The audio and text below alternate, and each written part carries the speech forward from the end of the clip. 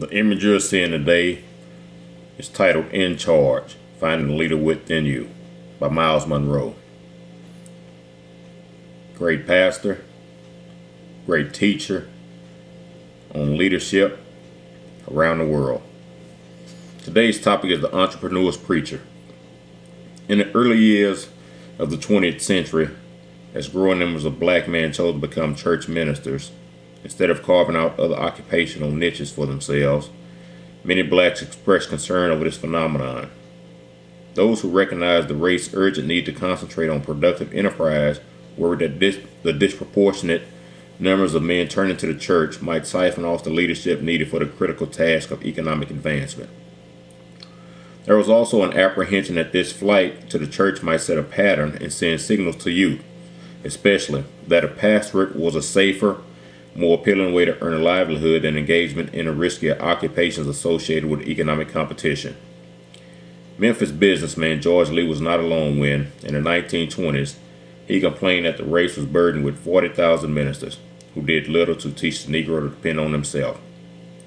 Earlier, Booker T. Washington had expressed alarm at the tendency of certain blacks to cling to old symbols of the abolitionist period, much of which had been driven by the sermonizing of preachers. He feared that a continued emphasis on such themes might stymie efforts to teach the masses how to take the practical steps required to ultimately win economic independence from whites.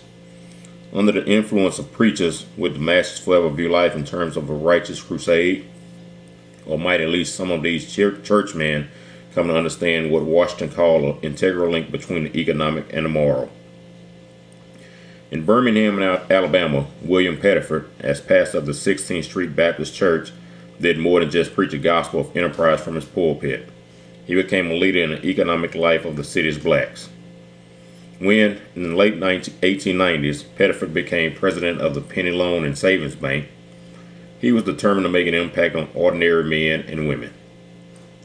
While his bank provided much-needed loans for home building and creation of small businesses, he aggressively sought to educate blacks in finance and investment through his numerous pamphlets, newspaper articles, public lectures, and small group sessions. His influence reached throughout the black communities beyond Alabama. There were other church pastors who, like Pettiford, played a part in establishing vitally needed banks. Still others were affiliated with insurance companies and diverse entrepreneurial ventures, sometimes as board members, if not as partners. Reverend Thomas Walker was part of that circle of Birmingham businessmen who were determined that blacks should take advantage of the city's economic boom years. As greater numbers of blacks migrated to the city in the early 1900s, a small but persevering business community began to develop. As pastor of Shiloh Baptist Church and later of New Zion Baptist, Walker was a leader in encouraging blacks to create their own business institutions.